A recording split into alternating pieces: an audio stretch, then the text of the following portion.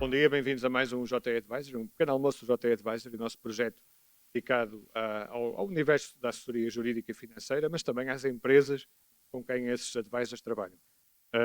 Para quem esteve num encontro nosso, estes encontros são, no fundo, pontos de reflexão, de debate, networking, onde debatemos temas da atualidade e onde, no fundo, o objetivo é que todos possamos sair daqui com um bocadinho de ideias para pensar e também com novos conhecimentos. Esta sessão, como habitualmente, vai durar cerca de 2 horas.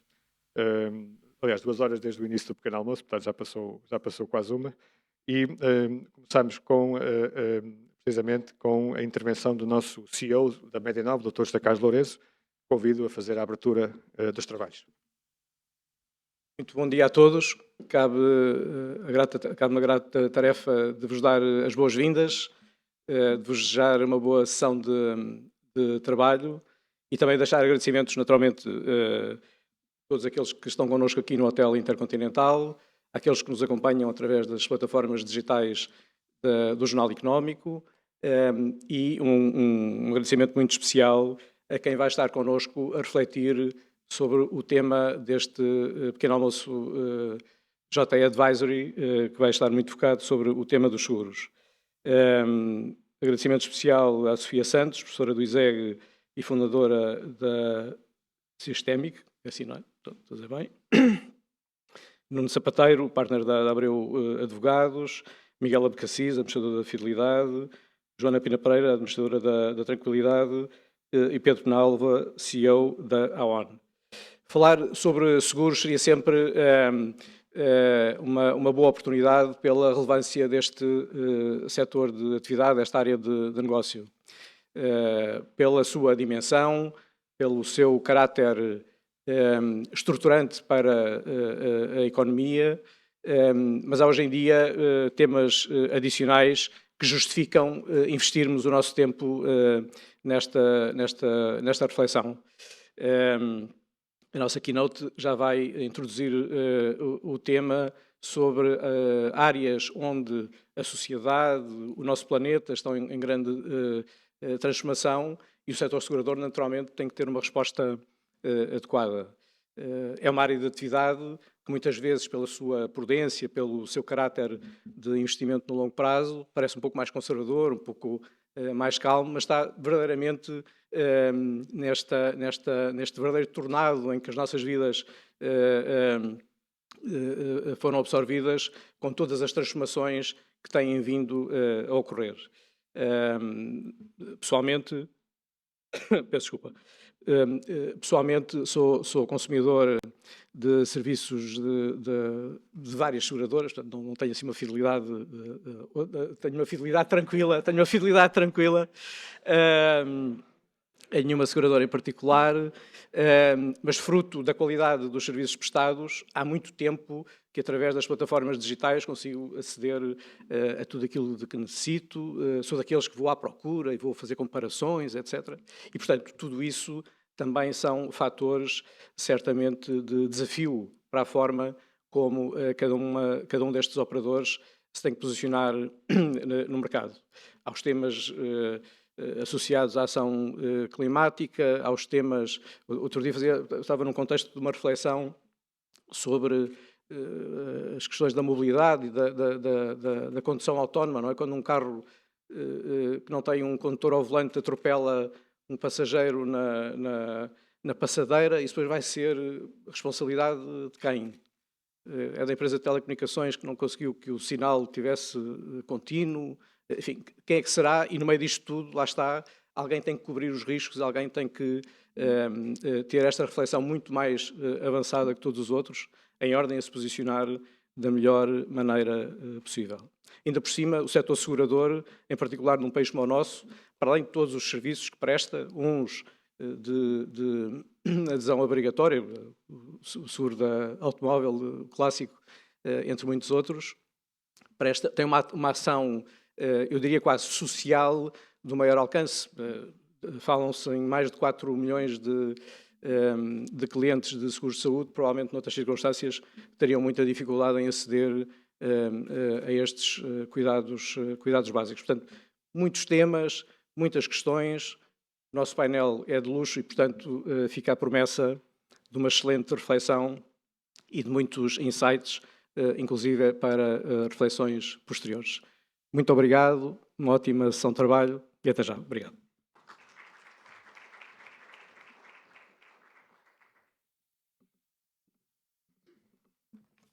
Obrigado, José Carlos. E vamos então dar início aos trabalhos com a intervenção da nossa keynote speaker, a professora Sofia Santos, professora do ISEG, fundadora da Systemic, uma consultora especializada nos temas de sustentabilidade e também colunista do Jornal Económico, já agora. Bom dia a todos. Antes de mais, agradecer ao Jornal Económico o convite e ao Filipe. Obrigada por me convidares para estar aqui hoje a falar destes temas e, portanto, o que me trouxe aqui foi falar de um tema que hoje é relevante para vários setores, incluindo para o setor dos seguros. Tem a ver com o tema das alterações climáticas e os desafios que este tema traz ao setor financeiro, em particular ao setor que estamos aqui hoje a falar. Apenas 2 slides de contexto, só para ficarmos todos alinhados. Nós estamos aqui hoje a falar dos temas das alterações climáticas e é um tema central hoje na agenda internacional e nacional, porque era inevitável. Nós crescemos, a economia internacional cresceu, o PIB cresceu e obviamente teve alguns impactos, impactos positivos e também teve alguns impactos negativos que, enfim, foram esquecidos durante algum tempo, porque eram impactos que se iam sentir a longo prazo. Entretanto, esse longo prazo chegou e, independentemente de todas estes gráficos e estes nomes, basicamente nós conseguimos ver ali o PIB mundial a subir exponencialmente e conseguimos ver deste lado também, mais ou menos pela mesma altura, 1950, várias outras variáveis a subir e estas variáveis são as variáveis que são responsáveis pelo equilíbrio terrestre.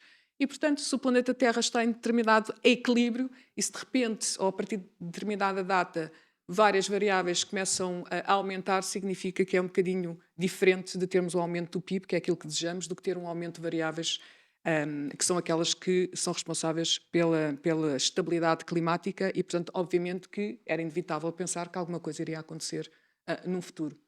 Depois, isto também é muito importante.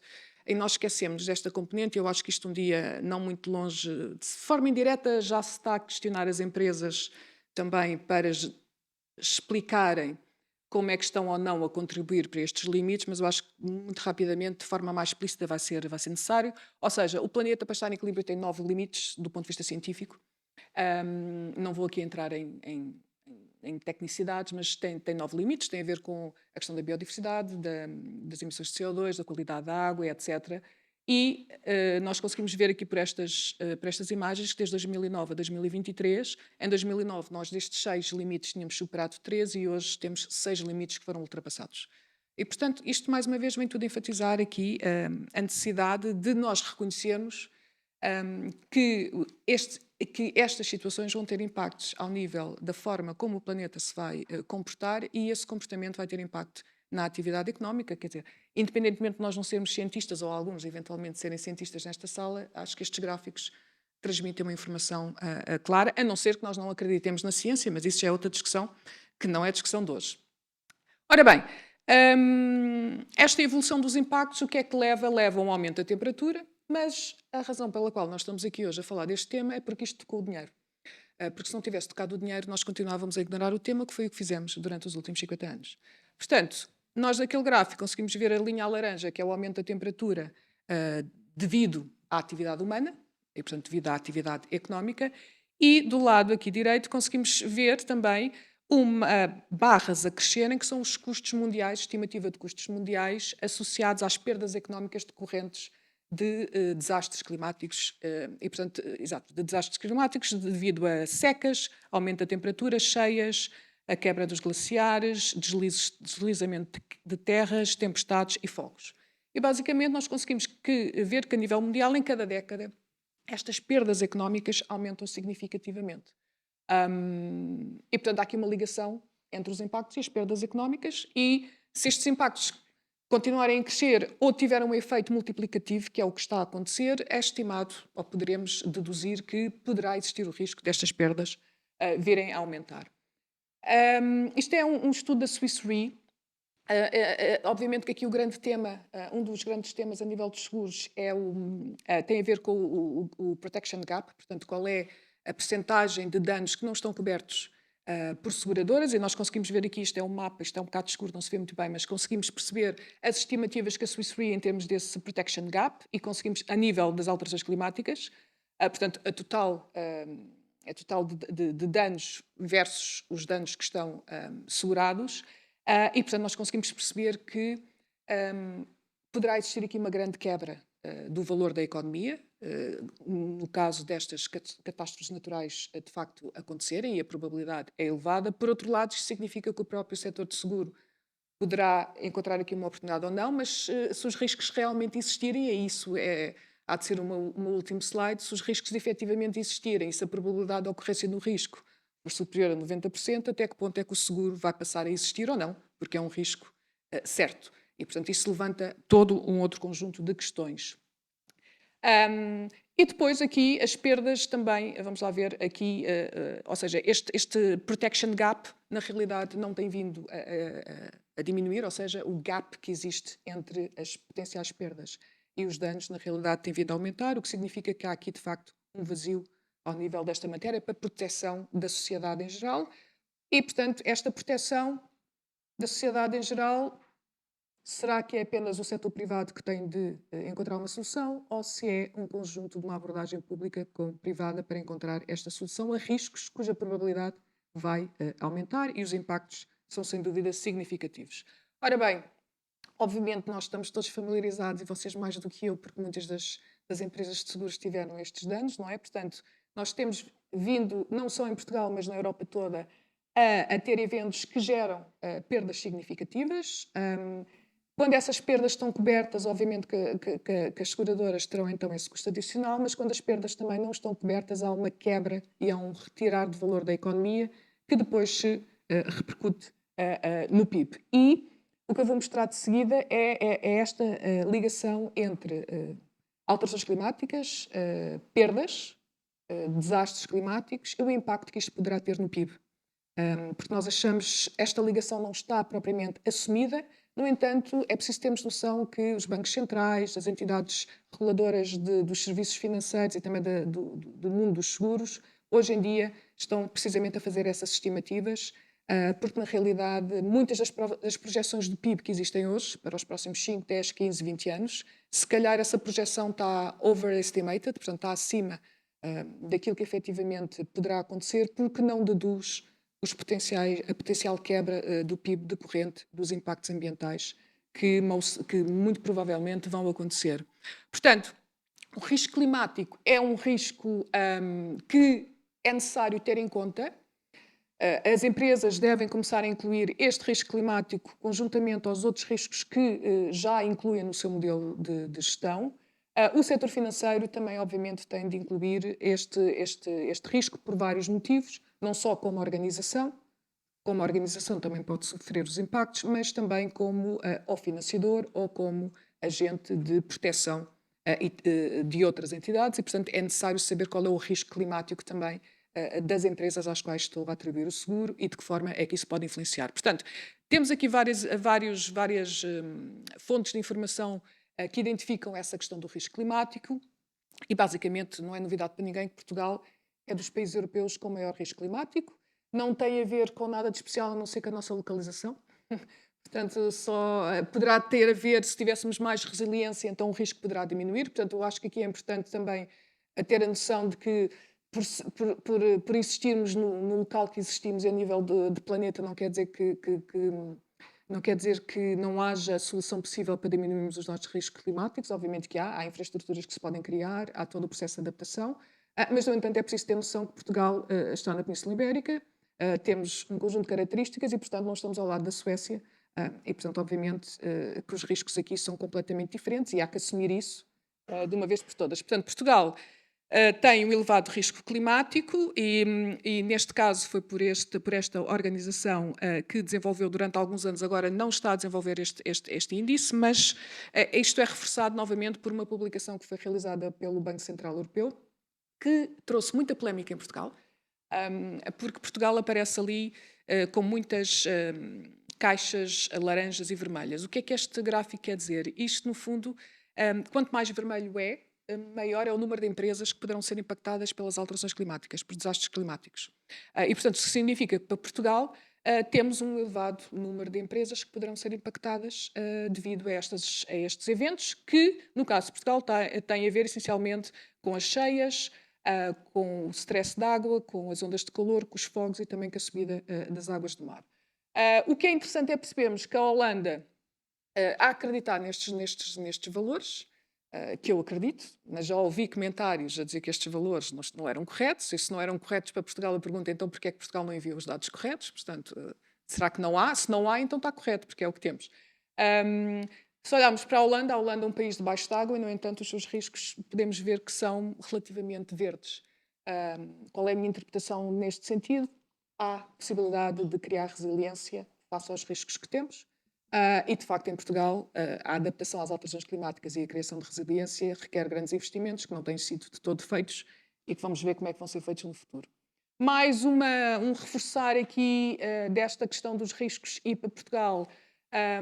Também a EIOPA tem feito algumas estimativas e algumas análises e, mais uma vez, Portugal aparece ali também como do topo dos países com maior riscos climáticos. Mais uma vez, aqui os fogos também a atingirem esse. Portanto, não há dúvida que Portugal é um país com risco climático, portanto, acho que não vale muito a pena discutir se Portugal é ou não é, tem ou não tem risco climático, se a metodologia é correta ou não é, se Portugal enviou os dados ou não enviou. Obviamente que tem riscos climáticos e, portanto, aqui a questão é como é que nós vamos, face à situação que existe hoje, como é que nós vamos minimizar os impactos das alterações climáticas, porque as alterações climáticas estão a acontecer, vão ter impactos e não dá para andar para trás. Como é que nós vamos minimizar os impactos das alterações climáticas num país como o nosso?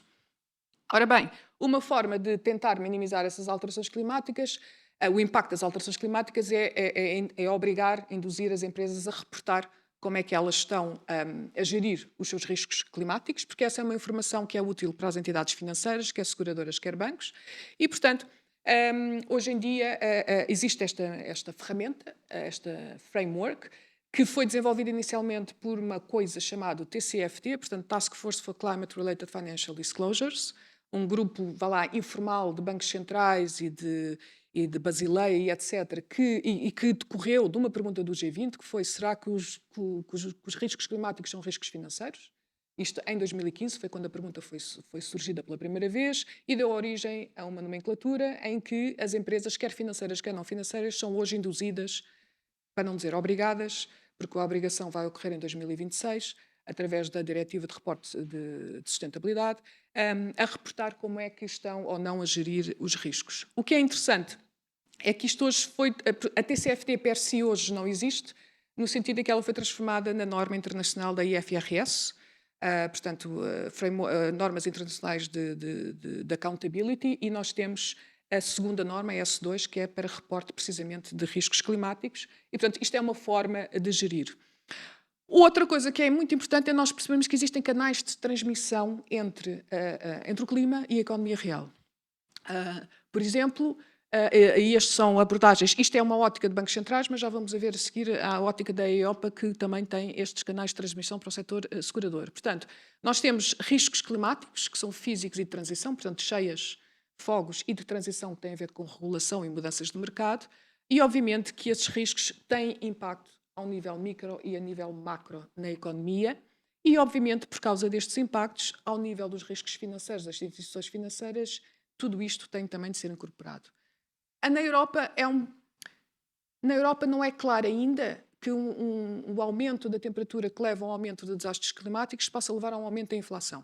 No entanto, eu nos últimos 3 meses tenho estado a trabalhar em África, em vários países, e esta ligação é óbvia para todos, é óbvia para os bancos centrais. O aumento da temperatura leva a desastres climáticos, desastres ambientais, e isso os países já estão a sentir hoje, que isso leva a um aumento da inflação. Porquê que na maioria destes países tem uma forte dependência do setor agrícola? E, portanto, cada vez que há umas cheias, há desnível de terras, há estradas que ficam cortadas, há material que não chega ao destino, há alimentação que não é produzida e, obviamente, isso leva imediatamente ao aumento do preço. Esses aumentos de preço têm um impacto significativo nas economias. Portanto, estes canais de transmissão existem e também existem na Europa. Não é tão evidente ainda, mas eles existem. E também existem ao nível do setor segurador. Portanto, quer a existência de riscos físicos, quer de riscos de transição, há de ter um impacto nas várias áreas que o setor segurador tem ao nível da análise do risco.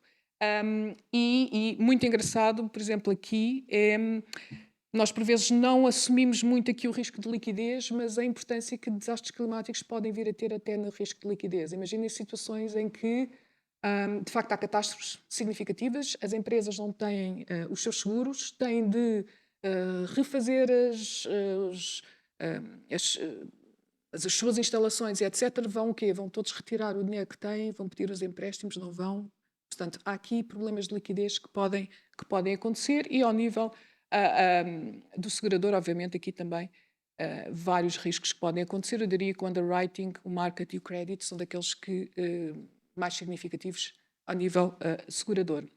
Mais uma vez, também a ASF tem vindo a trabalhar nestes temas e identifica aqui algum tipo de canais de transmissão, no sentido de identificar quais são as linhas de negócio, neste caso do ramo não vida, e qual é o tipo de exposição que podem ter face aos riscos climáticos, e eu acho que isto é mesmo relevante para o setor perceber como é que como é que estes riscos podem impactar as vossas áreas de negócio.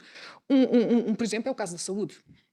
Vamos lá ver, há todo um grande debate, o aumento da temperatura vai levar a problemas de saúde, portanto é evidente. E aqui a questão é o quê? Vou aumentar os seguros de saúde para as pessoas não terem proteção? Será que é esse o caminho certo? Portanto, eu penso que neste tema, no setor dos seguros, leva a grandes discussões, até do ponto de vista de utilidade e de impacto social verdadeiro, porque o mesmo se coloca a instalações. Imaginemos casas ou instalações de fábricas que estão em zonas que nós sabemos que vai haver uma elevada probabilidade de ser inundado e, portanto, a probabilidade é tão elevada que o seguro diz não, eu não vou dar um seguro àquela instalação porque a probabilidade é demasiado elevada de risco. Mas o seguro é obrigatório, então como é que fazemos? O seguro é obrigatório, mas o mercado não apresenta esse seguro. Portanto, há que encontrar uma solução e é disto que estamos a falar, é de encontrar soluções para um contexto que é totalmente diferente daquele que temos estado a viver. Por fim, aqui a própria ASF reconhece, e acho que esta frase é significativa, em caso de materialização dos riscos climáticos, vão ter efeitos negativos sobre a atividade económica, destruição instantânea de valor e provável contágio do ponto de vista financeiro. Portanto, é disto que nós estamos a falar. E, neste contexto, como é que nós podemos pensar 2050, que não falta assim tanto tempo, não é? Os bancos centrais têm estado a pensar exatamente em como é que 2050, como é que a economia mundial, quais são os cenários para 2050? E basicamente existem 4 cenários que são os cenários que os riscos de stress climático têm por base, que são os seguintes. Nós temos, por um lado, o cenário ordeiro, ou seja, chegamos a 2050 com a neutralidade carbónica, que é o que basicamente quer dizer o quê? Quer dizer que nós conseguimos que a temperatura não aumente mais do que 1,5 graus até 2050 e, portanto, conseguimos limitar os desastres ambientais, chamemos assim, e, portanto, não há grandes danos físicos, QB, e também, no ponto de vista de riscos de transição, isto é, de regulação muito radical, também não existe porque os agentes conseguem ser proativos. Depois temos o desordeiro. O desordeiro é aquele cenário em que nós estamos até 2030 e não fazemos grande coisa. Estamos a empurrar com a barriga e depois percebemos que em 2030 não vamos conseguir chegar a 2050 com 1,5 graus ou 2 e, portanto, vão existir políticas públicas muito mais dramáticas. Por exemplo, o preço de tonelada de carbono passa a custar 100 euros a tonelada e vários setores passam a ter de pagar. Obviamente que isso vai levar a que algumas empresas vão à falência, isso há uma perda da economia e, portanto, conseguimos atingir ainda o aumento da temperatura limitado, mas com mais danos na economia. Depois temos o outro do too little too late, ou seja, eu até 2030 continuo, não faço grande coisa, tomo medidas graves, mas não dá.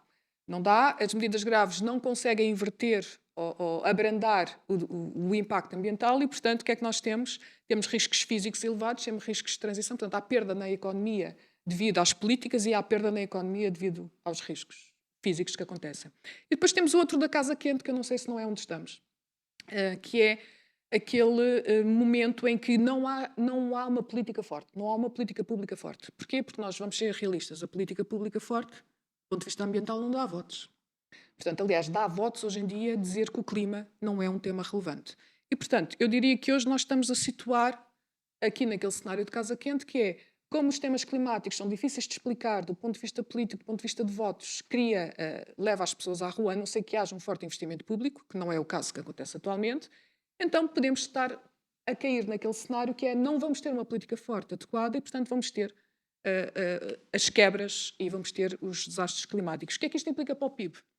Bem, segundo os bancos centrais, e, portanto, isto são os bancos centrais a fazer estimativas, implica o quê? Implica que no cenário ordeiro, que é o melhor, é aquele em que os agentes económicos todos cooperam, há uma perda face a uma situação em que não há alterações climáticas, ok? Há uma perda de 4% do PIB. Portanto, o PIB crescia 5%, com isto só cresce 1%. Okay? Pronto.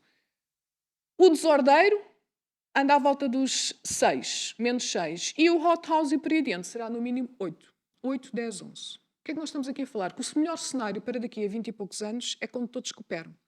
O pior cenário é aquele em que nós estamos hoje, na minha leitura, que é aquele em que não temos uma política pública forte porque leva ao descontentamento da população. E isto é, de facto, um trade-off entre o futuro e o presente.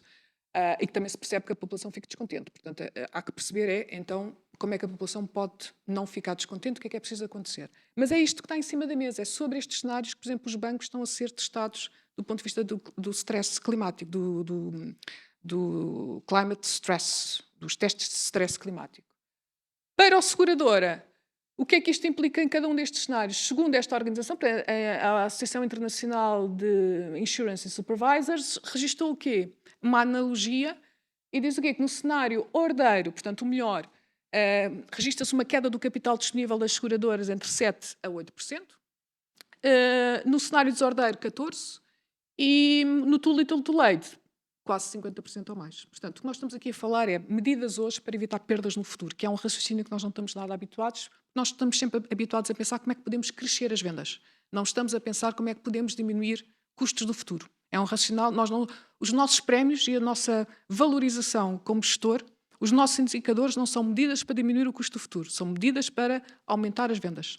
Só que o que nós temos em cima da mesa aqui é um contexto de perdas. Para finalizar e para deixar aqui um desafio aos oradores de seguida, no fundo, o que é que se pode fazer em termos de mitigação e adaptação? Portanto, mitigação é baixar as emissões de CO2, é aposta em equipamentos que consigam diminuir as emissões de CO2 e, portanto, há um valor positivo nesse tema e, portanto, até que ponto é que as seguradoras, como é que podem valorizar este tema nos seus clientes, mas o ponto principal, penso que é a adaptação. Como é que as seguradoras podem ajudar os seus clientes a ser proativos para antecipar aquilo que necessitam fazer para a sua adaptação? Como é que essa situação, como é que essa solução pode ser criada? E será que ao nível dos prémios também poderá haver alguma diferenciação? Mas aqui, vamos lá ver, Portugal é dos países europeus que vai ter de fazer maior adaptação às altas. E por adaptação, o que é que nós estamos aqui a falar? Estamos a falar de fábricas que hoje já estão a pensar se têm de mudar de localização porque os rios vão estar sempre cheios, ou grande probabilidade. Ondas de calor, tudo mais. Portanto, isto vai acontecer. Então, o que é possível fazer para diminuir os custos? Porque senão os custos vão recair sobre a economia, sobre o setor financeiro e isso irá ter um impacto negativo no PIB, que é aquilo que não se quer. Obrigada.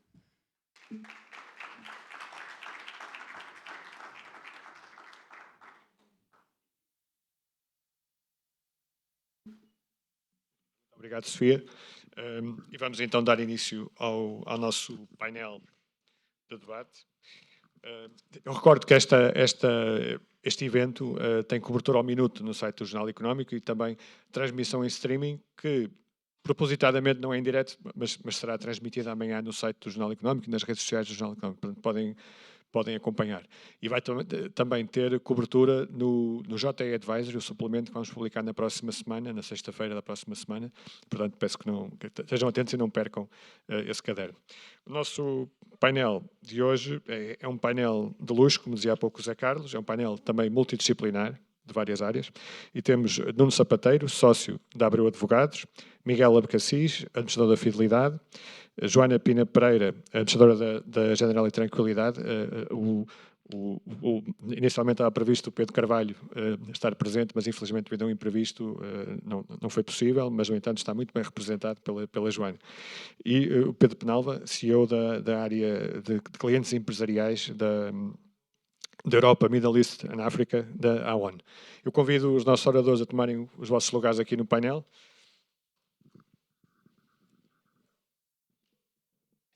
onde quiserem. Estejam à vontade, estejam à vontade.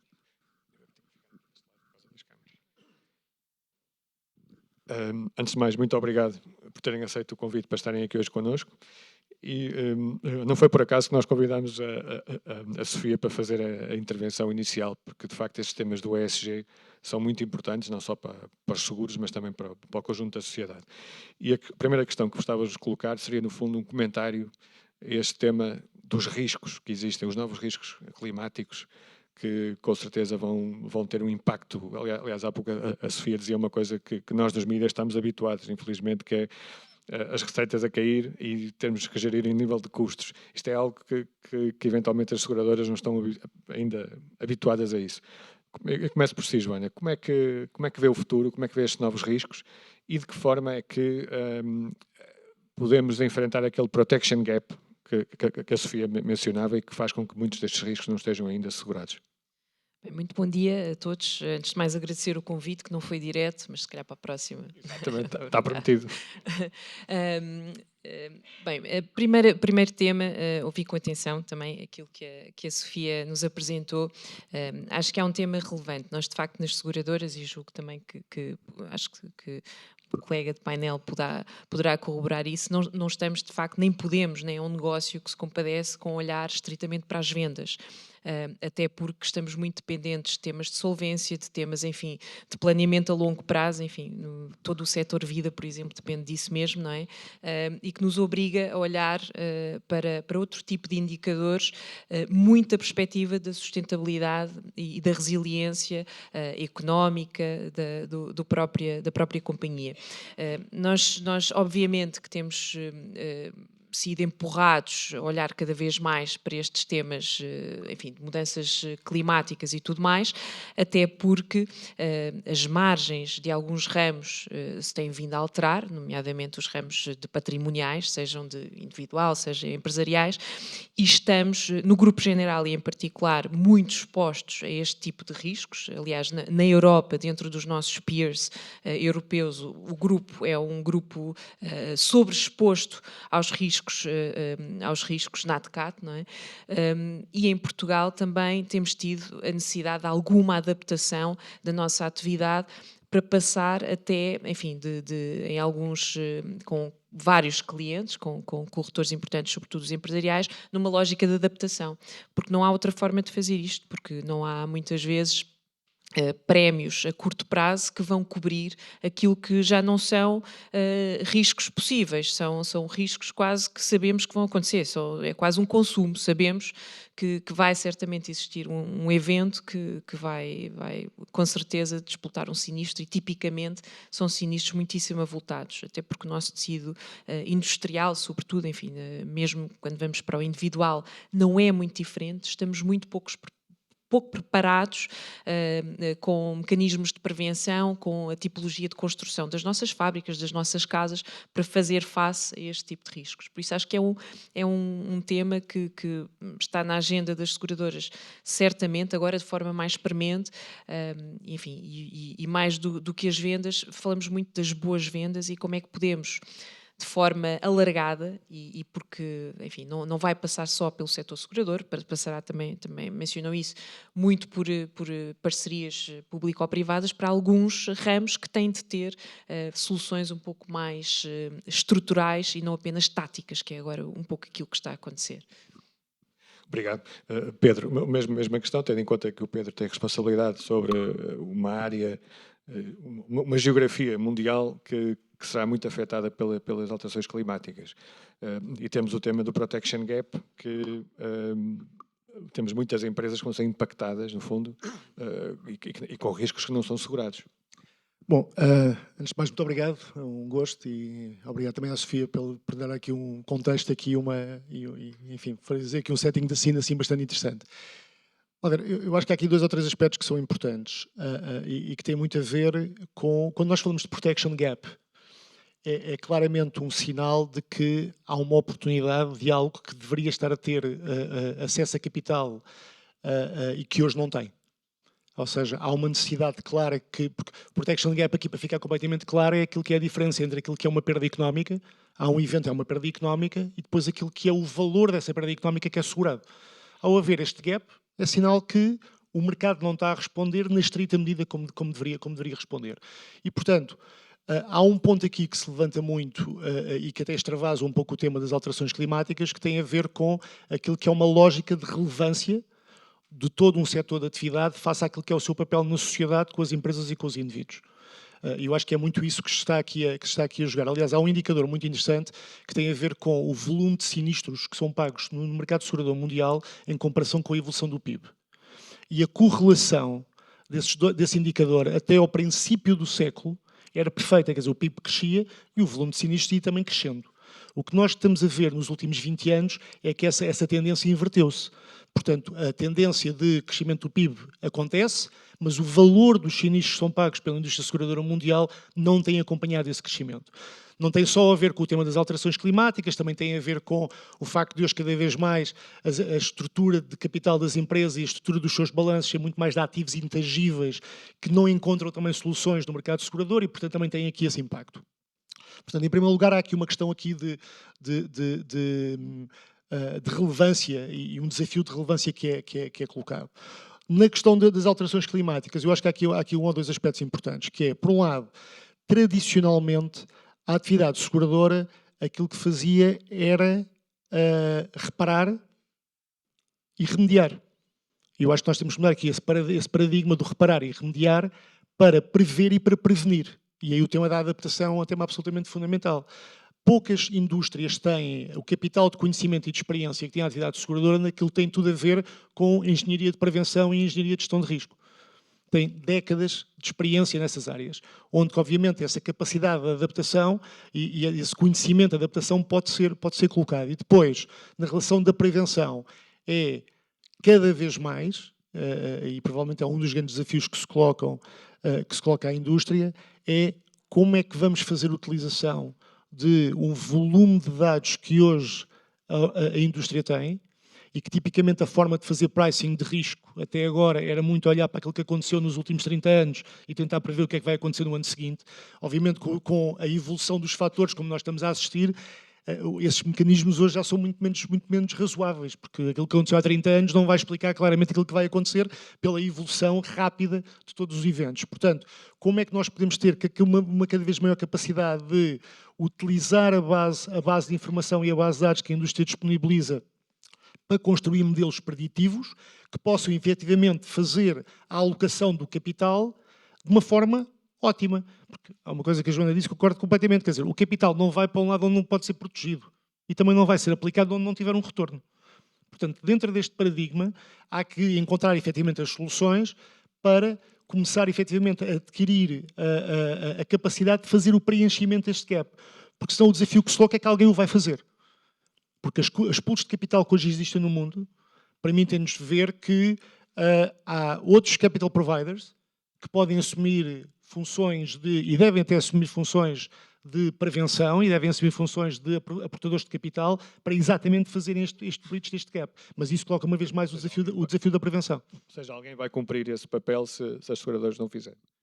Portanto, ainda vamos voltar a esse tema, sobretudo o tema dos dados, mas gostava de ouvir a opinião do Nuno. Nuno, enquanto advogado especializado nestas áreas, eu sei que a Abreu dedica muita atenção a todos estes temas e gostava de pedir a sua opinião sobre o tema dos riscos climáticos, mas também casando isto, por exemplo, com o tema do fundo sísmico.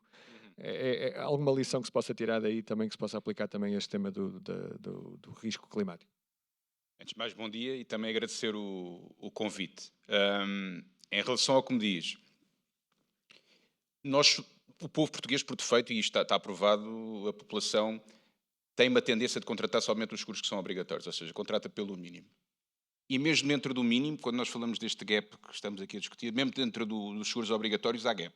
Ou seja, só para lhe dar um exemplo e pegando no tema do fundo sísmico, apesar do seguro de incêndio ser um seguro obrigatório para imóveis em regime de propriedade horizontal, é notório que há vários imóveis em regime de propriedade horizontal e várias frações dentro do regime. E Lisboa, por exemplo, para lhe dar um pequeno exemplo, que não tem essa cobertura.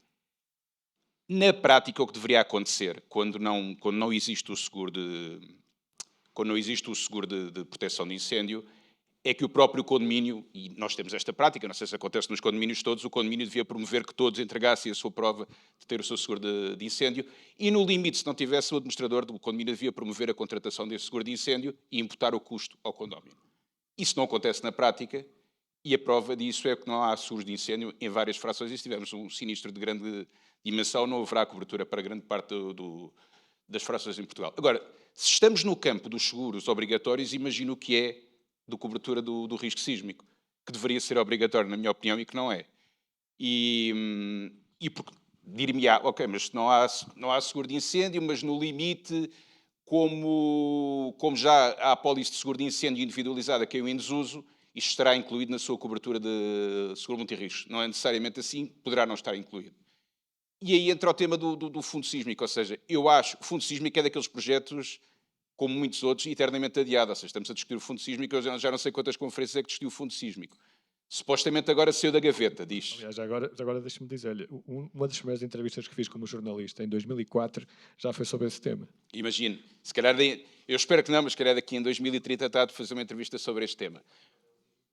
Mas agora, supostamente saiu da gaveta, está em processo de regulamentação e supostamente vai passar à prática. Agora, obviamente, eu há uns tempos atrás li que dentro destes gaps de cobertura, Portugal seria o 6º país da Europa com gap de cobertura em termos de fundo sísmico. O que é no mínimo irónico, sabendo nós que Lisboa tem o risco sísmico que tem. Ou seja, mas mais uma vez também lhe digo, a experiência que tenho, isto também está provado, é que nós somos uma população reativa. Quando tivemos a crise financeira, eu lembro quando tivemos a crise financeira, que é do BES, o problema da EPT, nunca vi tantos seguros de I&O como vi naquela altura, nunca me pediram tantas vezes para analisar seguros de I&O como aí.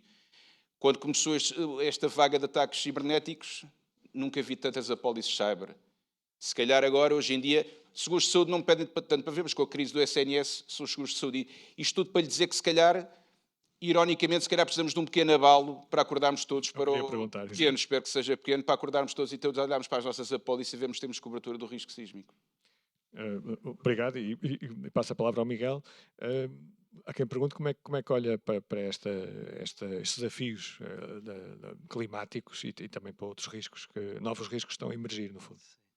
Bem, para não fugir à regra, muito obrigado pelo convite.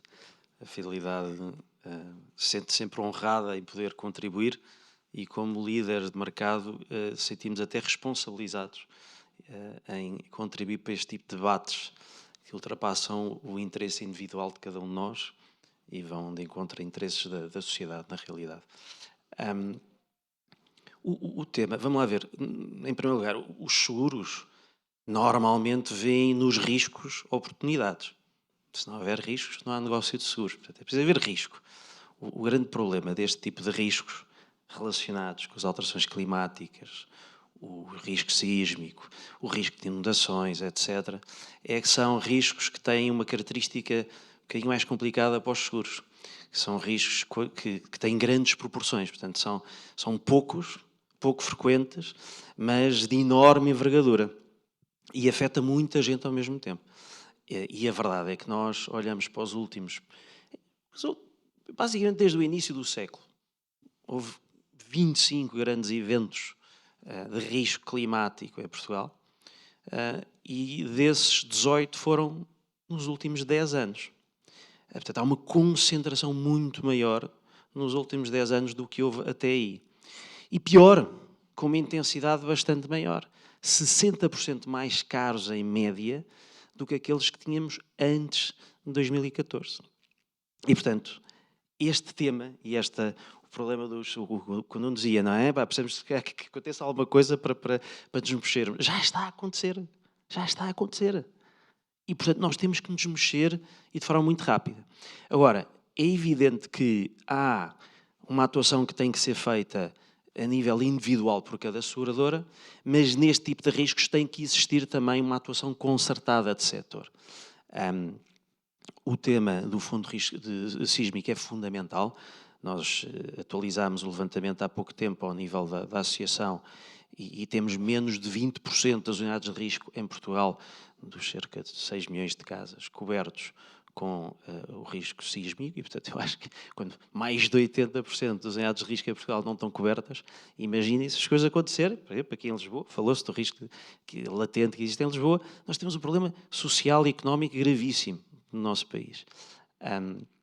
Mas depois, obviamente, tem que haver também uma atuação individual por parte das seguradoras. E as seguradoras acho que vão trilhando esse caminho. Nós, no caso da Fidelidade, muito preocupados com este tema, lançámos um esforço muito grande nos últimos tempos ao nível de todos os temas relacionados com a sustentabilidade, porque a verdade é que se todos nós contribuirmos ativamente em todos os scopes 1, 2 e 3, de forma concertada, naturalmente e inevitavelmente toda a estrutura e tecido económico vão reduzir os danos que causam ao ambiente e, no fundo, esta frequência de eventos que vimos a aumentar fortemente.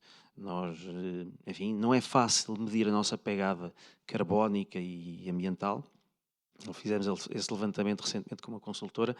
A verdade é que a seguradora, na prática, aquilo que é Scope 1, portanto, as suas próprias, aquilo que nasce da sua própria atividade, é infinitamente inferior àquilo que são as emissões causadas, sobretudo em Scope 3, que são, no fundo, todos os nossos parceiros de negócio. Nós o que fizemos e focámos a identificação dessa pegada carbónica essencialmente na atividade de investimentos, que é uma atividade altamente geradora, e estamos a falar, nós temos cerca de, enfim, quase 20 bi de ativos geridos, não é?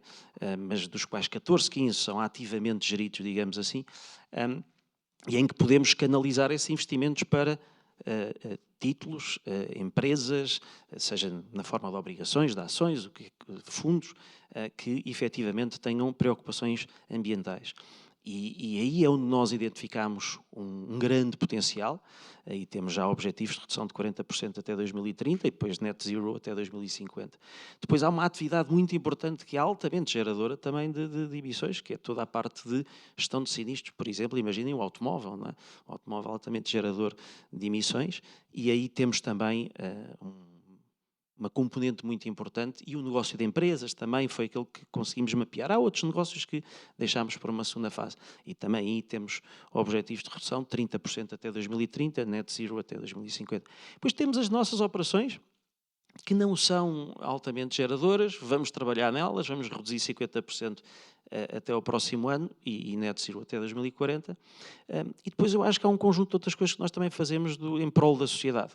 Estamos a desenvolver um Center for Climate Change, com apoio às universidades também, e que vamos reunir um conjunto de pessoas, gurus, no fundo, deste tema das alterações climáticas, para ajudar efetivamente, não apenas as seguradoras, mas toda a sociedade a lidar com este problema. E, portanto, vai ser um centro altamente aglutinador. E agora temos montado um fundo florestal também para investir em temas ligados a isto. Já agora que fala nesse tema de mobilizar a sociedade, há aqui um tema também de literacia financeira. Como é que acha que as seguradoras e os mediadores podem ajudar, meramente em relação a estes novos riscos que aparecem, mas também ao fundo sísmico, ao tema sísmico e outros que existem? Sem dúvida. As seguradoras, eu acho que de alguma forma têm um papel evangelizador também. Nós temos acesso a todo o país, mesmo às zonas mais recônditas, não é? Porque nós temos uma rede super capilar, sobretudo as seguradoras que dependem efetivamente de redes tradicionais, de agentes e de brokers. E, portanto, nós, seguradoras, temos um papel fundamental em educar os clientes finais, seja aqui ou seja em Freixo Espada à Cinta, sobre a importância de se cobrirem efetivamente para este tipo de riscos. E, portanto, parte de nós mobilizar as nossas redes de milhares de pessoas que estão no terreno, para depois fazerem chegar aos milhões de pessoas que são efetivamente as principais vítimas, no final do dia, de tudo o que vemos aqui acontecer e que a Sofia tão bem explicou, para efetivamente ajudar as pessoas a protegerem-se. Obrigado. Joana, há pouco o Pedro falava de utilizar melhor os dados e a sua capacidade preditiva para, no fundo, serem mais eficientes ao longo das próximas décadas e conseguirem enfrentar estes desafios. A inteligência artificial vai ser fundamental nesse processo. com certeza. Quer dizer, nós falamos, agora é um tópico. Isto não há conferência, não se fala disso. Exatamente, onde não se fala de inteligência artificial. Há vários tipos, não é, de aplicação. Acho que o mais imediato e aquilo que julgo que tem sido bastante usado pelas empresas, e nós na General e Tranquilidade claramente tem sido um foco, é obviamente na aplicação de tudo o que tem a ver com eficiência operacional, onde temos já, enfim, automações, modelos inteligentes de atendimento e tudo mais, e depois nas vendas, nos modelos preditivos e tudo mais, temos feito efetivamente isso. Há modelos mais finos, mais ligados a este tipo de questão que estamos aqui a falar, que tem a ver com a prevenção de riscos, o cálculo daquilo que é a probabilidade mediante apólice a apólice e com muito mais capilaridade, com muito mais minúcia dos dados disponíveis para conseguirmos prever o que é que vai acontecer e as necessidades de atuação ou não dentro de um ramo, mas também apólice a apólice, o que é que nós podemos fazer. Acho que há ainda um longo caminho na inteligência artificial, acho que todos nós, quer dizer, temos as aplicações mais óbvias, não é? Mas quando se trata efetivamente depois de gestão para além daquilo que é o negócio mais imediato, acho que todos nós temos ainda bastante a aprender. Agora, neste tema específico das alterações climáticas, dos riscos e tudo mais, enfim, têm sido aplicados muito mais a modelos preditivos e que impactam normalmente o pricing das apólices e algumas medidas mitigadoras que são sugeridas, enfim, mediante o risco identificado. Mas o que temos ainda um longo caminho a percorrer nesta área. E há também um novo regulamento europeu, o AI Act, que vai entrar agora em vigor. Isto também vai obrigar a alguns cuidados na forma como, por exemplo, processam a informação dos clientes. Áreas como a saúde, por exemplo. Sim, eu julgo que na parte de segurança de dados de clientes, enfim, nós já tínhamos em Portugal também uma prática bastante cerrada, com a aplicação muito mais estrita do GDPR, não é, do que do RGPD e tudo mais, do que aquilo que eram até muitas das normas adaptadas em países europeus. Por isso já tínhamos um histórico longo de, enfim, tratamento de dados de forma mais cuidada. Nós temos uma particularidade também, que é com uma rede grande de distribuidores, há necessidade também de aplicar estas regras todas aos próprios distribuidores, limitando o acesso a dados de clientes que não são próprios, não é? E sobretudo, tendo cuidado para não haver discriminações específicas apólice a apólice, mas por perfis também que são analisados. E por isso eu julgo que esse é um tema, enfim, que por defeito, no tipo e natureza do nosso trabalho, está completamente endereçado. Pedro, este tema do IA vai mudar tudo, incluindo também no vosso negócio. Como é que acha que vai ajudar a que, no fundo, possam chegar a mais clientes, possam endereçar melhor os riscos que existem, ir ao encontro daquilo que cada cliente precisa? Como estamos a falar, numa conferência hoje não se fala sobre inteligência artificial. Sim, são as duas coisas. Acho que é normal. Eu só gostava de fazer só aqui um ponto que acho que quer o Nuno, quer o Miguel fizeram aqui dois ou três comentários que eu achei bastante interessantes. Vamos ver, sobre aquilo que são as motivações das pessoas e as motivações das organizações. Acho que era o Warren Buffett que dizia uma frase assim muito interessante, que dizia que é: mostrem-me os incentivos e eu digo quais é que são os comportamentos, não é? Há algo que eu acho que ficou muito claro para as organizações depois de uma pandemia global, depois de uma guerra na Europa, de um choque de cadeia de abastecimentos brutal que tivemos. As organizações que têm modelos de gestão de risco mais resilientes tiveram mais sucesso. E, portanto, o que nós assistimos especialmente nos últimos 5 a 10 anos, é a passagem daquilo que era o conceito, tudo aquilo que tinha a ver com gestão de risco, onde obviamente os seguros é um dos aspectos, que é a componente da transferência, que era um tema eminentemente operacional, e mesmo dentro da estrutura das organizações estava muito ligado a componentes operacionais, como é que nos protegemos, quais é que são os mecanismos de identificação, de mitigação, transferência de risco, e hoje deixou de ser um tema operacional para passar a ser um tema estratégico. Ou seja, se eu tiver uma capacidade de entender melhor os riscos a que eu estou sujeito, e se tiver uma capacidade de atuar sobre eles, é uma fonte de vantagem competitiva. E esta alteração de paradigma aconteceu nos últimos anos. E, portanto, olhando para o tema da oportunidade, é claramente uma oportunidade. É uma oportunidade para o setor, é uma oportunidade para a indústria, porque hoje não é mais um tema operacional, é um tema efetivamente estratégico. E isto aplica-se, pois, obviamente, quando estamos a falar de temas como o fundo sísmico, também já tem alguns anos e, portanto, recordo-me há 20 e poucos anos, noutra vida, estar já a falar sobre o fundo sísmico.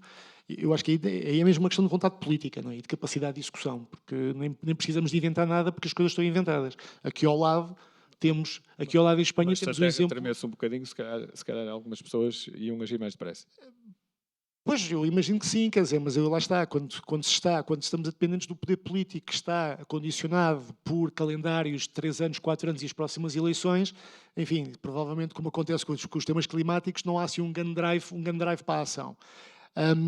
Voltando à questão que me colocou, a ver, eu acho que a inteligência artificial vai fazer parte de todos nós, não tenho nenhuma visão catastrófica ou catastrofista sobre o tema, de que nos vai substituir, que nos vai, enfim, colocar à irrelevância, ou tornar-nos irrelevantes.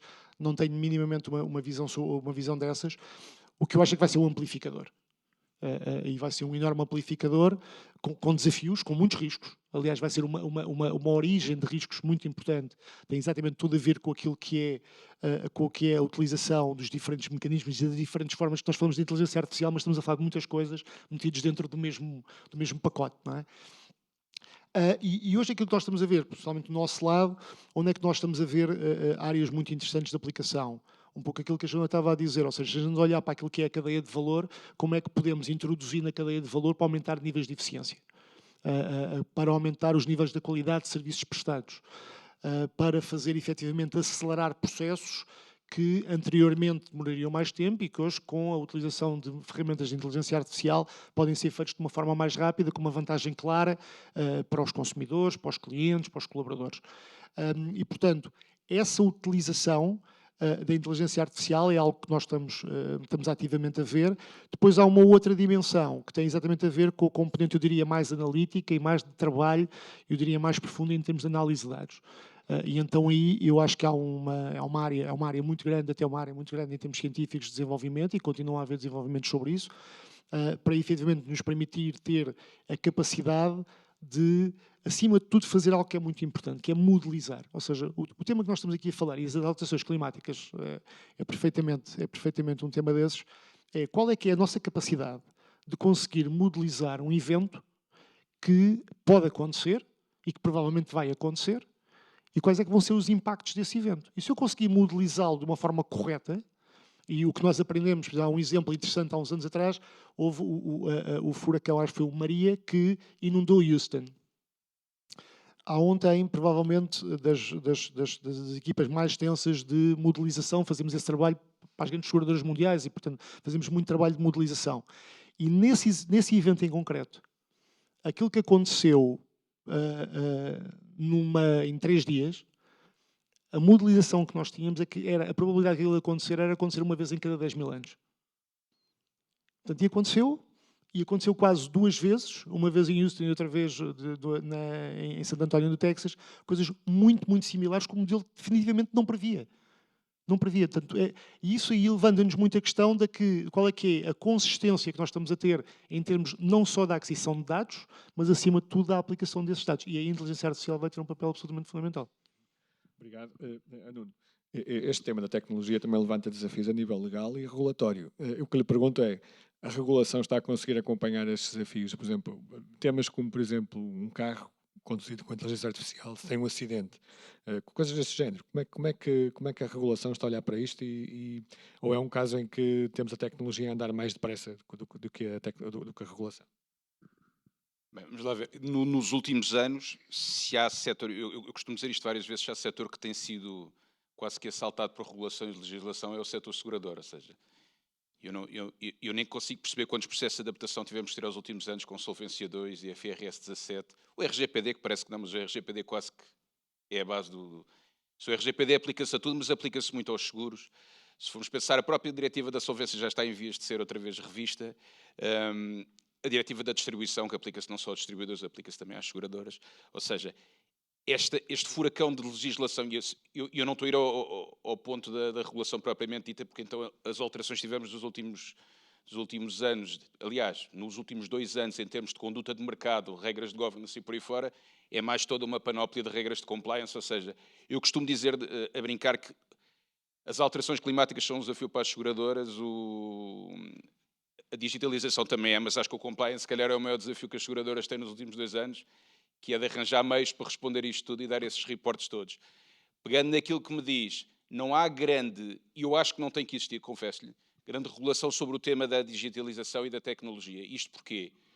Porque se nós pensarmos, e isto aqui é um bocadinho coisa de advogado, ou seja, há falta de lei concreta, vamos fazer uma analogia, vamos fazer uma integração de uma lacuna, porque se olharmos para a lei da atividade seguradora e até para a própria lei da distribuição, não está lá nada a dizer quando recorrer à tecnologia ou quando quiser trabalhar como insurtech, vai olhar para esta cláusula X ou Y. Mas a verdade é que a legislação já tem hoje em dia normas sobre subcontratação, há inclusivamente uma norma específica sobre contratação de serviços em nuvem, há normas sobre vendas à distância, ou seja, há maneira de integrar este tipo de matérias que não estão reguladas, e eu sou-lhe sincero também nessa perspectiva, eu encaro um bocadinho o tema da legislação como encaro as apólices quando os clientes vêm discutir as apólices connosco, que é, quanto mais se detalha, mais se exclui. E é o que os clientes às vezes querem ter a apólice exatamente como aquilo que eles querem. Assim, é melhor ter assim, do que você detalha tanto o seu risco e detalha tanto aquilo que quer detalhar, às tantas amanhã não está coberto em lado nenhum. E na lei é um bocadinho a mesma coisa, ou seja, mais vale a pena não ter ali uma norma específica a regular como é que eu vou trabalhar com a tecnologia ou como é que vou recorrer a uma insurtech, do que de hoje para amanhã eu querer fazer isso e depois tenho ali uma limitação ou tenho quase uma exclusão dentro da minha lei. Ou seja, não há nada regulado em concreto. Na revisão que eu vejo da solvência não me parece que seja aí que vai aparecer. A diretiva da distribuição, da maneira que foi transposta, também não regula diretamente, mas está lá, mais ou menos. E a verdade é que o que a experiência tem demonstrado é que as seguradoras ou integram as soluções das insurtechs, ou estas insurtechs são subcontratadas, mas não têm aquelas chamadas funções essenciais que carecem de autorização. Ou seja, é toda uma questão de acomodar. As soluções têm vindo, na banca chegou um bocadinho mais cedo, as fintechs apareceram mais cedo, mas eu acho que, sinceramente, não será por falta de legislação. Aliás, eu costumo dizer que o problema nunca foi a tecnologia, o problema foi a pandemia que obrigou a avançar 10 anos no processo da tecnologia, porque a tecnologia era um processo que ia acontecer de qualquer maneira. E depois uma nota final para dizer, e a única, e aqui se calhar pegando aqui mais no ramo do Pedro, apesar das seguradoras também fazerem elas próprias a distribuição, eu acho que o grande desafio da tecnologia é olhar para a diretiva da distribuição, para todos aqueles requisitos de informação que eu tenho que dar e como é que eu consigo ao mesmo tempo dar uma experiência rápida e agradável ao meu cliente e ao mesmo tempo descarregar a informação toda, que se eu não descarregar depois de hoje para amanhã vão dizer que eu não vendi bem o produto. Ou seja, é essa harmonização que eu acho que é o maior desafio. Então, se estivermos a falar de produtos complexos, mais difícil se torna ainda fazer uma venda nesses moldes. Obrigado, Nuno. Miguel, pegando nesta ideia do compliance, do eventual excesso de exigência, concorda com esta ideia do Nuno? Sim, e nós, convém não esquecermos que a Filat está presente em 14 países e nem em todos os países nós temos esta mochila às costas do peso regulatório que tem Solvência 2, a proteção de dados, agora vamos ver o tema da relação sobre a inteligência artificial. E nós temos operações na América Latina, nós temos operações na Ásia, quer dizer, temos operações em África. E, portanto, de alguma forma, o encontrar aí um equilíbrio em como é que nós podemos aproveitar os benefícios, nomeadamente, e agora estamos a falar da inteligência artificial, enfim, em prol das nossas operações, das nossas vendas, do nosso serviço ao cliente, e nesta corrida, no fundo, em que muitas vezes estamos a correr em pistas internacionais em que não funciona e nós temos que consolidar as nossas contas debaixo de Solvência 2. Depois, no final do dia, temos que ser compliant sempre, by design. E, portanto, andarmos a correr corridas contra seguradoras que não têm o mesmo tipo de carga que nós temos do ponto de vista de compliance, torna-se uma corrida um bocadinho injusta, não é? E, portanto, esse é um tema que me preocupa, digamos assim.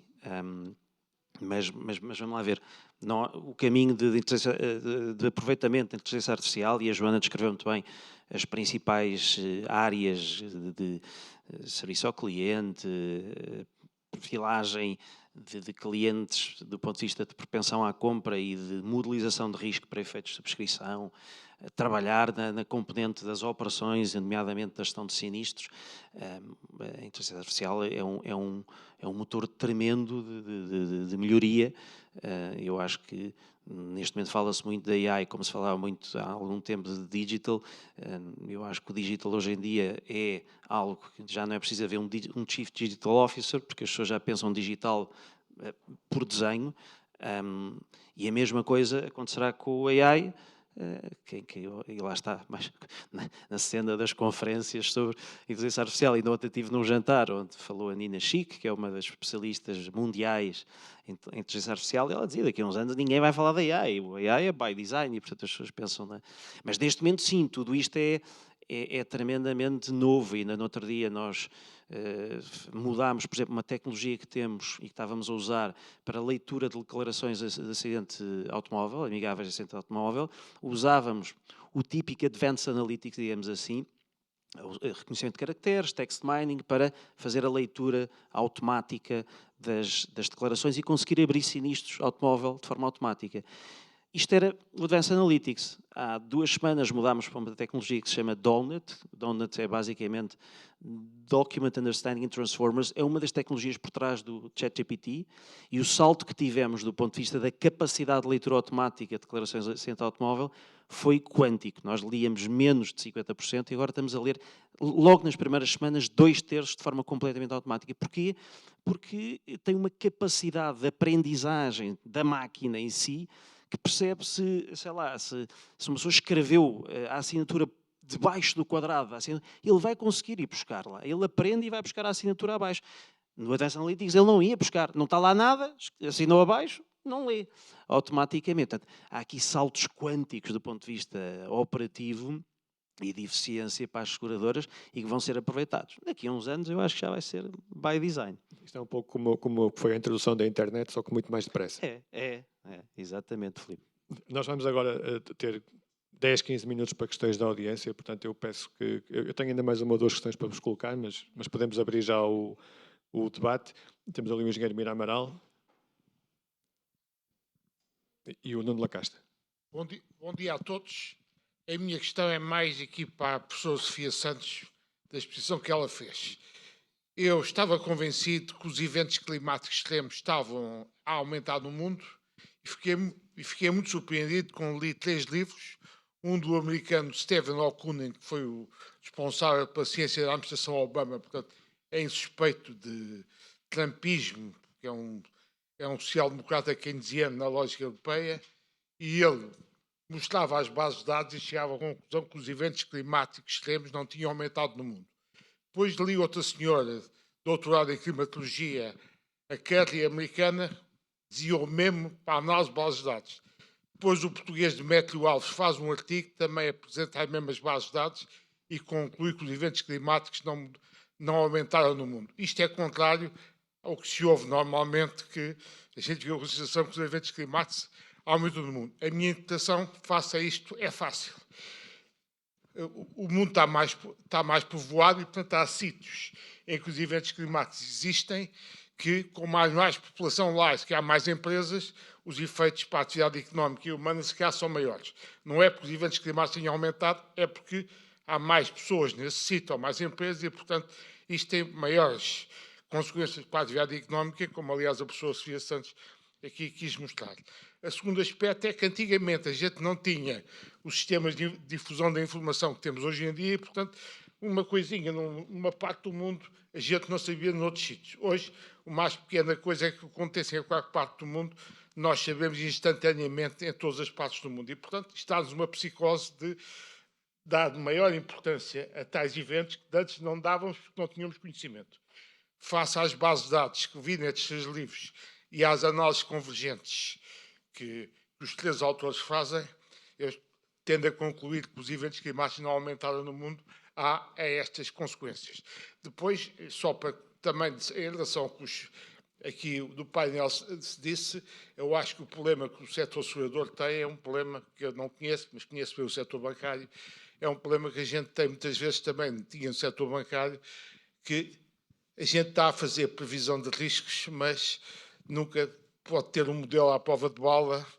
E eu lembro do setor bancário, quando entraram em força na análise de risco, os engenheiros, os físicos, armados em cientistas da matemática, a análise de risco foi um desastre na banca, porque deram a nós, gestores bancários, a sensação que a gente começava a conhecer o que não era possível conhecer. E, portanto, a análise de risco na crise financeira, isso foi particularmente evidente, a culpa dos engenheiros físicos e matemáticos que trabalhavam com funções matemáticas muito bem comportadas, quando a realidade mundial não era bem comportada, do sistema financeiro. Portanto, acho que no setor segurador, também aquilo que foi dito aqui de surpresa, porque os eventos não tinham sido previstos, continua a acontecer e é impossível não acontecer.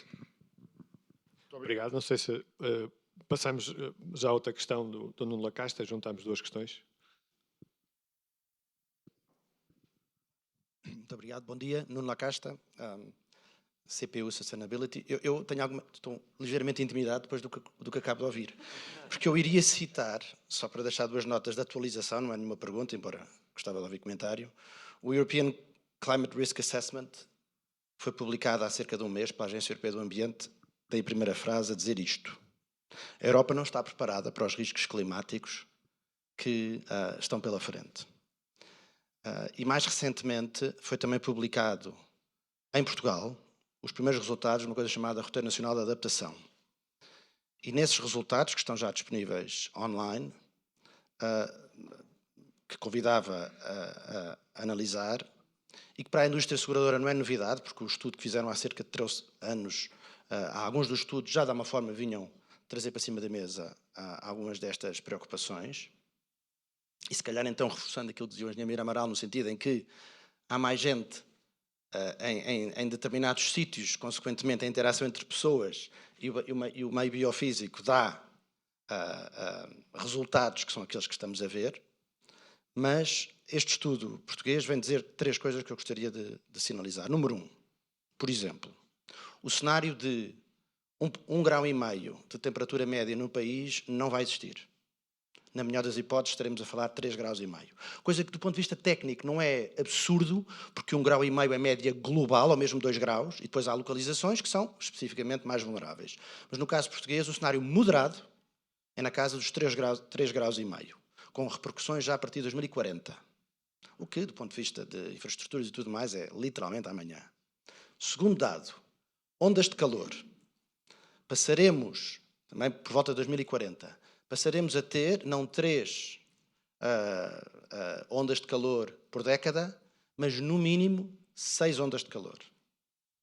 E em consequência disso, cada onda de calor não durará em média 3 dias, mas 6 a 8 dias. Isto do ponto de vista de PIB, não é preciso ser cientista nuclear para perceber que os efeitos serão, não sei se quânticos, mas a roçar os exponenciais.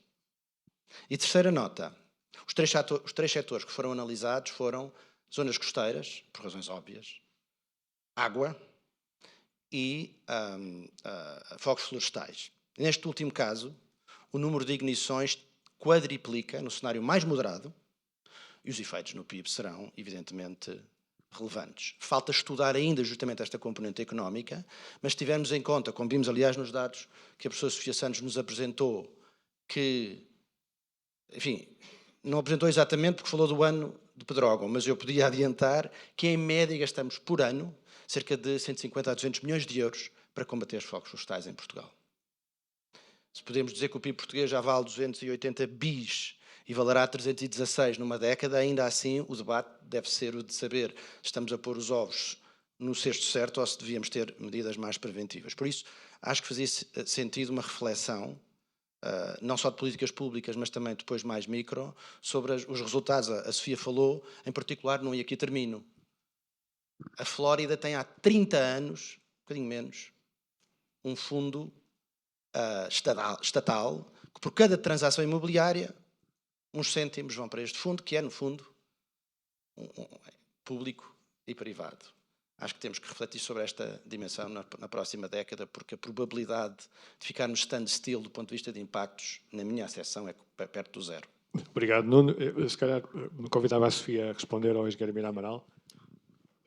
Tem ali o micro. Tens aí. Se quiseres. Fala sozinho. Responder à pergunta, agradecer a pergunta, porque de facto essa pergunta revela de facto as opiniões divergentes que existem, que por um lado, e que vão ao encontro daquele argumento que eu faço de que estamos naquele cenário de hothouse, ou seja, de evitar políticas públicas que são fortes, e, portanto, estamos a adiar, de facto, os potenciais impactos. Falou em 3 livros. Eu não sei se, quando fiz a tese de doutoramento, se eu apenas referisse 3 livros, seria o suficiente para os meus professores justificarem que eu tinha feito uma análise bibliográfica boa. Portanto, não sei se são suficientes para argumentar que, de facto, todos os outros livros que existem não estão corretos. Eu penso é que aqui também, à volta da mesa, foi identificado a prática, e, portanto, referiu que os eventos têm aumentado. O Nuno Lacasta referiu agora aqui o Plano Nacional de Adaptação Climática, que é fundamental, de facto, nós discutirmos o que está lá. E, portanto, identificou toda a informação que disse. Portanto, eu sei, sem querer, enfim, ser muito leve na abordagem, diria que é preciso termos um bocadinho de cuidado em citar só 3 livros, ou 4 ou 5, quando, acima de tudo, há também aqui um bocadinho do bom senso e daquilo que efetivamente nós verificamos no dia-a-dia. Sem dúvida que há mais pessoas, e um planeta com a quantidade de pessoas que existe atualmente é muito diferente daquilo que existia há alguns milhares de anos atrás. Nem que fosse só por causa disso, significa que, de facto, temos de encarar a situação que existe de uma forma diferente do que se ela acontecesse há uns milhares de anos, porque, de facto, há mais pessoas e é preciso ter cuidado em defender o bem-estar da população e o bem-estar também da atividade económica. Obrigada. Obrigado. Vou examinar, Manuel, muito rapidamente. Eu queria responder à pessoa Sofia Santos dizendo, eu só citei 3 livros, podia citar mais, mas por economia de tempo. E eu, de facto, como sou engenheiro de base de formação, acho que ter alguns conhecimentos físicos, químicos nesta matéria ajuda muito. Quem não os tem mais dificuldade a perceber as coisas. E, portanto, quando eu vejo físicos e pessoas de uma área de ciência mais exata a demonstrar sobre os temas, obviamente que isto para mim tem grande credibilidade. Não estou a dizer que tenho certeza absoluta, eu próprio, como não sei da matéria, não dei a minha opinião, mas citei livros que para mim são credíveis. E depois outra coisa que me habituei ao longo dos anos, e estou também trabalhando com políticas públicas, é a seguinte: eu prefiro, desculpa pela minha formação, ir a livros de cientistas credíveis, como são estes casos, do que ler o que as agências governamentais dizem. Porque as agências governamentais têm essas coisas da política, dizem aquilo que é politicamente correto, que é influenciado pelo poder político. E na ciência do clima, não estou a negar, nunca pus em causa que houvesse alterações climáticas, sempre existiram no mundo. A questão que eu ponho é qual é a percentagem da componente antropogénica face às causas naturais. Essa é que é, para mim, a grande discussão. E, portanto, eu não ponho em causa as alterações climáticas, gosto é de ir a pessoas que são credíveis, citei estes 3, mas podia citar outros. E a ciência, nesta matéria, não é de consensos, como nas outras. E, portanto, quando se invoca a ciência, que a ciência diz isto e aquilo que é consensual, eu posso citar-vos, não vou aqui por economia de tempo, citar N casos em que aquilo não é consensual, só que os mídias, a comunicação social, o politicamente correto, invoca a ciência quando não o podia invocar, porque as afirmações que são feitas não são consensuais. Obrigado. Obrigado e agradeço a elevação de ambos num tema tão divisivo, no fundo, e chama a atenção que estes eventos servem precisamente para este tipo de debates. E agradeço a vossa intervenção. Eu não sei se alguém quer comentar, senão passávamos só à próxima ronda. Eu acho que isto está a funcionar. Está a funcionar. Não, a única coisa que queria acrescentar é que realmente uma das vantagens do Fundo Sísmico que está há tanto tempo a marinar é que o supostamente vai ser um fundo para fenómenos da natureza, ou seja, à partida será mais abrangente, e a exemplo do que dizia há pouco, o que faz sentido é que da mesma maneira que todas as apólices de seguro automóvel contribuem para o Fundo de Garantia Automóvel e que os seguros de acidentes de trabalho contribuem para o Fundo de Acidentes de Trabalho, é que se fomente cada vez mais a cobertura obrigatória do seguro, da cobertura do risco sísmico, e que dentro do nosso seguro multirriscos de casa existe uma contribuição para este fundo. Agora, como é óbvio, isto só funciona numa perspectiva pública ou privada, ou seja, o Estado tem que entrar aqui e tem que capitalizar este fundo, senão não dá. Muito bem, Miguel. Só um tema que o engenheiro Mira Amaral referiu, que é o tema do apoio da inteligência artificial na quantificação e na modelização de riscos. Obviamente, eu também trabalhei muito com banca no meu passado como consultor e, portanto, acompanhei de alguma forma também essa transição. Eu creio que na área dos seguros, ou pelo menos na fidelidade é assim que acontece, o que nós temos vindo a fazer para sermos cautelosos é introduzir ferramentas de subscrição virtual que efetivamente analisam dados de forma inteligente e automática, mas como apoio ao subscritor físico. E, portanto, ainda não estamos na fase em que substituímos o subscritor físico, justamente porque temos que ganhar confiança primeiro que as ferramentas inteligentes, de alguma forma, permitem-nos tomar boas decisões do ponto de vista de risco. Não quer dizer que depois, mais à frente, uma vez atingindo esse nível de confiança, não venhamos, porventura, a poder reduzir um bocadinho a carga de subscrição física e substituí-la por subscrição virtual ou automática, digamos assim. Pedro. Comentário só, porque eu acho que realmente é um tema, e o Nuno falou, mencionámos aqui a questão do fundo sísmico. Uma vez mais, não é preciso inventar nada assim muito especial. Eu estava a comentar o exemplo aqui ao lado em Espanha. A Espanha tem o Consórcio de Compensação de Seguros, que nada mais é do que um fundo que não funciona só para as catástrofes naturais, sismos e atos de terrorismo. Aliás, ele começa originariamente até muito motivado pelo tema dos atos de terrorismo, pela situação, enfim, especial que Espanha viveu durante especialmente a Segunda Guerra Mundial. E hoje é uma ferramenta absolutamente imprescindível dentro daquilo que é a resiliência e a capacidade de adaptação do Estado espanhol e, inclusivamente, o Fundo de Compensação de Seguros tem um papel extremamente importante naquilo que é a definição de políticas públicas, naquilo que é a definição de mecanismos de prevenção, naquilo que é a definição de mecanismos de adaptação. Portanto, o mecanismo ele existe. O problema é o problema do arranque. É que, obviamente, hoje é um fundo altamente capitalizado porque começou nos anos 50, portanto tem 70 anos de aportação de capital e, portanto, esse é o grande ponto. Ou seja, quando as sociedades querem, conseguem arranjar soluções. Quanto mais tarde nós começarmos, mais tarde vamos ter os benefícios. Isso é claro. Muito bem, eu creio que ali o Nelson Rodrigues queria colocar uma questão e a Maria Teixeira Alves também acho que tinha levantado o braço. Ok, eu não levantei o braço, mas o Filipe está a insistir. Como o Filipe não queria fazer esta pergunta no painel, faço eu. Nelson Rodrigues, da Merger Market. Isto é para os representantes das empresas que estão no painel. Queria saber se há espaço ainda para consolidação no mercado de seguros em Portugal. Pergunta é para a Joana e para o Miguel, certo? Não só dos grandes adquirirem os pequenos, mas entre os pequenos também, pequenas seguradoras. E se as vossas empresas estão, neste momento, em conversas nesse sentido. Obrigado. Muito obrigado, Nelson. Eu creio que a Maria também tinha ali uma ideia.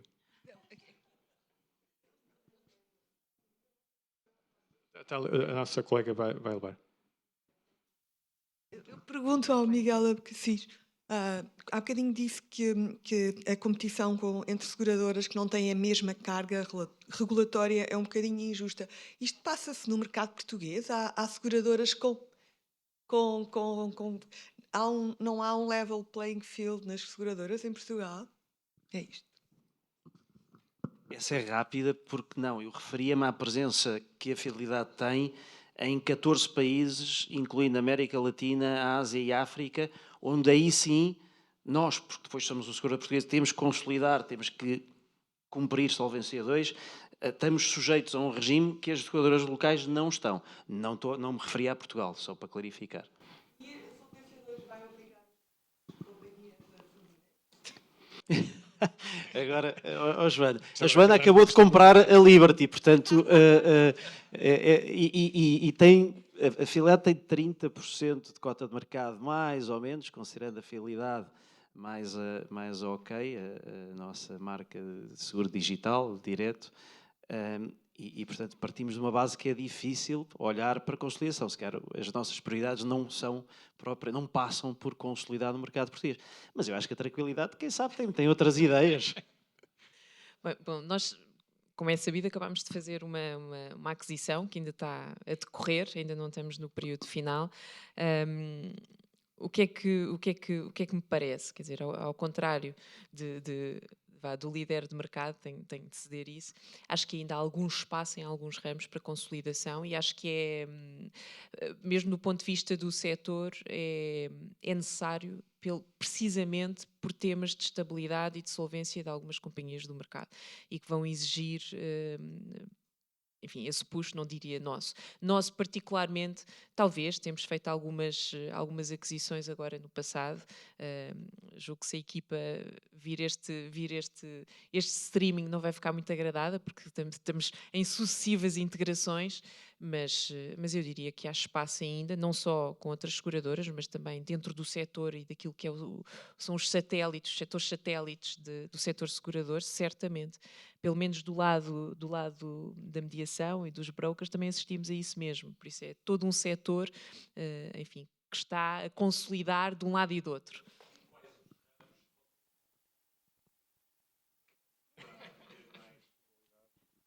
Não, julgo que não faz sentido, não tinha graça nenhuma também, mas acho que olhando para aquilo que é o nosso perfil e portfólio, acho que se torna um bocadinho óbvio no que é que, pelo menos, eu adoraria consolidar. Eu só gostava de fazer um comentário, até como, enfim, parte do mercado, interveniente do mercado. O mercado português segurador é particularmente concentrado. Os top 10 seguradores têm quase 87,5% de cota de mercado. Portanto, não estamos a falar de um mercado que seja pouco consolidado. Ele já é muito consolidado. E se há problemas com algumas das seguradoras que estão no mercado, isso é o papel para o regulador, isso é o papel do regulador de intervir e de fazer aquilo que tem que fazer para garantir a capacidade de atuação dessas seguradoras. Portanto, eu realmente achei interessante o comentário da Joana, mas eu vejo realmente do lado das seguradoras que esse grau de concentração pode haver, obviamente. O que eu vejo sim, e a Joana fez esse comentário, é nas adjacências. Aí sim.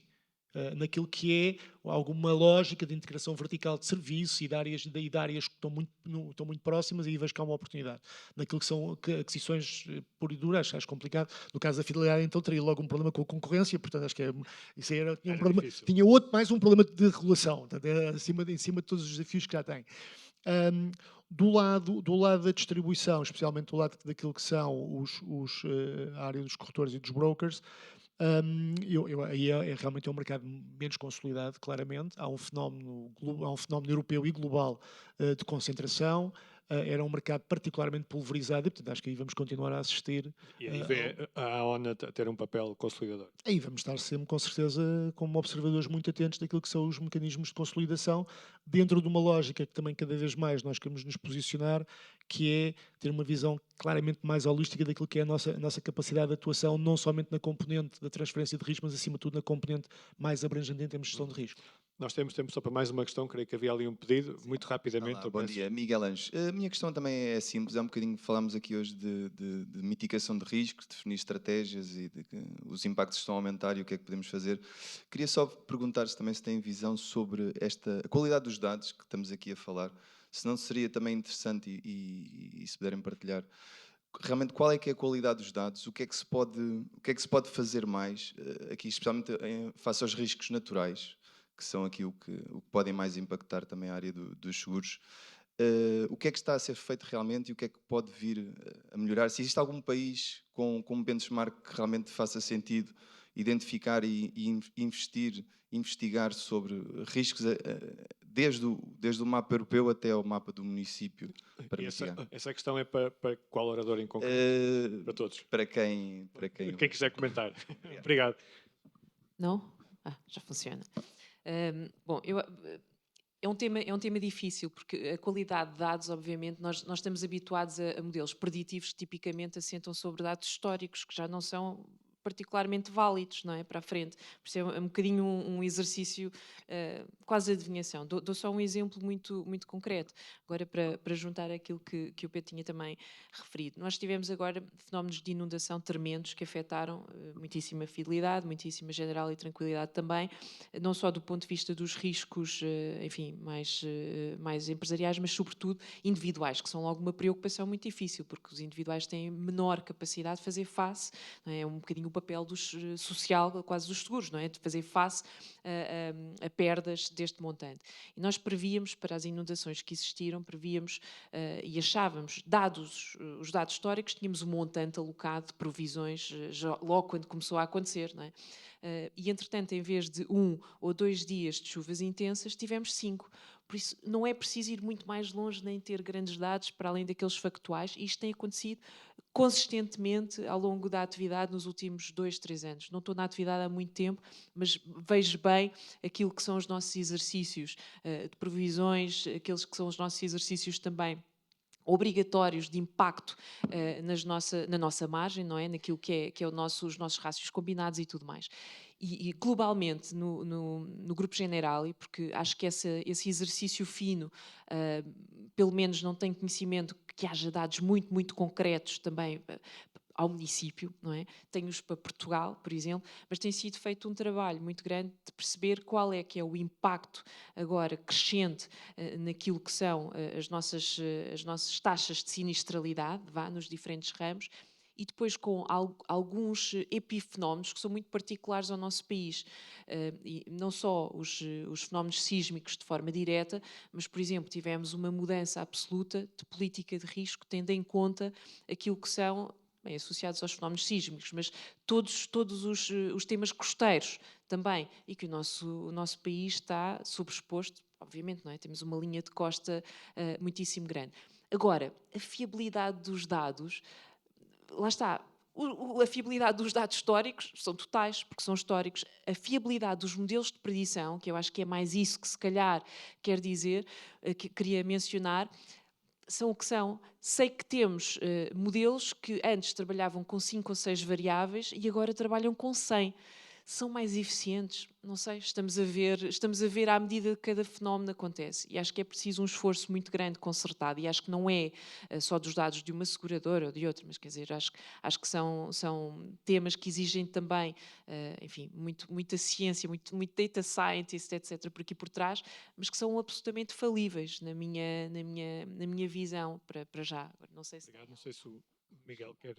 Totalmente de acordo com a Joana, e a verdade é que, havendo estes obstáculos, estes desafios, há situações em que, eu referi isto no início, esta é uma preocupação da sociedade e que há dimensões e alturas em que os setores têm que trabalhar de forma relativamente competitiva, no sentido em que têm que partilhar algum esforço e algum burden, alguma carga, e por isso, ao nível da associação, neste tipo de temas, estamos a tentar trabalhar em conjunto na identificação, na reedição de um projeto que já se fez há uns anos atrás sobre as cartas de riscos de inundações, e também com temas de riscos sísmicos, trabalhando não apenas com as seguradoras que fazem parte da associação, mas também com outros parceiros, nomeadamente resseguradoras internacionais, que nos estão a ajudar justamente a mapear, no fundo, esse conjunto de risco, que é muito difícil e, portanto, individualmente cada seguradora vai ter enormes dificuldades em fazer. Temos que fazer esse tipo de coisa em conjunto, com o apoio de parceiros internacionais, especialistas que trazem essa visão do tal benchmark e de outros países, como é que se faz, para, em conjunto, depois, termos uma solução sistémica e que depois, sobre a qual, individualmente, cada seguradora possa trabalhar na componente competitiva, se quisermos, do mercado. Obrigado, Miguel. Só dar dois exemplos muito concretos, é aquilo que referiu. Hoje, um dos mecanismos mais eficientes de acesso a capital para tentarmos ter mecanismos de transferência de risco para fenómenos de catástrofes naturais são os chamados riscos paramétricos, onde basicamente é muito simples, eu defino um parâmetro e o parâmetro pode ser a velocidade do vento, a quantidade de precipitação ou o tempo de exposição solar, e se esse parâmetro for ultrapassado, há lugar ao pagamento de uma indenização. Se esse parâmetro não for ultrapassado, não há lugar ao pagamento de uma indenização. Para construir esses modelos, para eu conseguir definir exatamente qual é que é o pricing para esse modelo paramétrico, há uma grande necessidade de fazer-se utilização de dados de uma forma intensiva, massiva, totalmente diferente daquilo que nós assistimos no passado. E há hoje um proof point sobre isso. É que hoje 20% da capacidade resseguradora mundial tem como origem aportadores de capacidade cuja sua base de underwriting vem exatamente deste tipo de modelos. Portanto, hoje nós estamos a assistir a fundos de pensões a fazerem alocação de capacidade para riscos, estamos a assistir a fundos soberanos a fazerem aportações de capacidade para riscos, inclusivamente private equities. Portanto, hoje a capacidade mundial das seguradoras, que ao fim e ao cabo são uma componente fundamental naquilo que estamos aqui a falar hoje, 20% dessa capacidade já vem dessas fontes alternativas de capital. E a base deles poderem fazerem essa alocação de capital tem exatamente a ver com a modelização de riscos que se fazem e como estão a fazer. E não é um tema que começou há 2 anos ou 3 anos atrás, é um tema que começou há 1 década atrás, portanto, com um desenvolvimento e com um crescimento bastante importante. Muito obrigado aos 4 por terem aceito o convite para estar aqui hoje, espero que tenham gostado. Eu peço desculpa que nós atrasamos aqui, eu deixei atrasar aqui uns 10 minutinhos, mas vi que estavam entretidos, também não quis interromper. Eu convido-vos a todos a acompanharem a cobertura editorial deste evento no próximo JE Advisory, que sai na próxima sexta-feira. Portanto, isto só para dar aqui uma referência a quem vai ver este vídeo. Isto é gravado hoje, quinta-feira, é transmitido amanhã online no nosso site e nas redes sociais, e depois tem cobertura também no papel na próxima sexta, portanto, na sexta-feira da próxima semana. Agradeço a vossa participação, espero que tenham gostado. Agradeço também mais uma vez aos nossos telespectadores e aos nossos oradores, claro, e faço votos que tenham um bom fim de semana. Começa amanhã.